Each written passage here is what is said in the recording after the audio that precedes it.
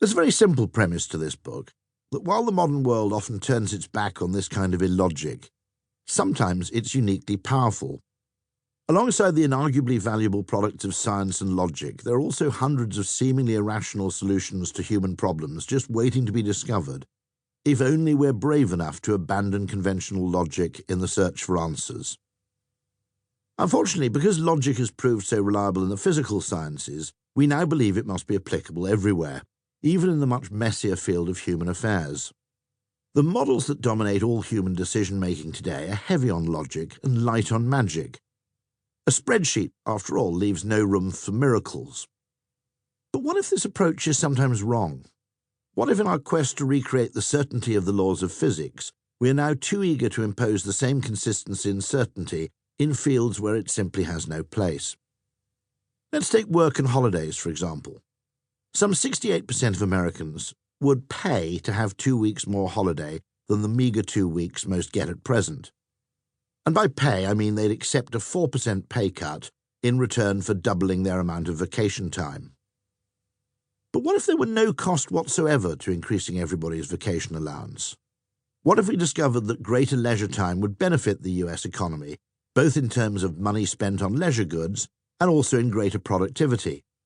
Perhaps people with more vacation time might be prepared to work for longer in life, rather than retiring to a Florida golf course as soon as it became affordable. Or perhaps they might simply be better at their jobs if they were reasonably rested and inspired by travel and leisure. Besides, it's now plausible that for many jobs, recent advances in technology mean there's little difference in the contribution you make to your workplace, whether you're in a cubicle in Boise, Idaho, or on a beach in Barbados. There's an abundance of supporting evidence for these magical outcomes. The French are astonishingly productive when they're not on holiday. The German economy is successful despite 6 weeks of annual leave being commonplace. But there's no model of the world that allows for America to contemplate, let alone trial, this possibly magical solution. In the left-brain logical model of the world, productivity is proportional to hours worked, and a doubling of holiday time must lead to a corresponding 4% fall in salary, along with a 4% fall in GDP. And so the technocratic mind models the economy as though it were a machine. If the machine is left idle for a greater amount of time, then it must be less valuable. But the economy is not a machine, it's a highly complex system. Machines don't allow for magic. Complex systems do. And similarly, engineering doesn't allow for magic, but psychology does. In our addiction to logic, we've created a magic-free world of neat economic models, business case studies, and narrow technological ideas which together give us a wonderfully reassuring sense of mastery over a complex world. Often these models are useful, but sometimes they're inaccurate or misleading, and occasionally they're highly dangerous. We should never forget that our need for logic and certainty brings costs as well as benefits. The need to appear scientific in our methodology may prevent us from considering other, less logical and more magical solutions which might be cheap, fast-acting and effective.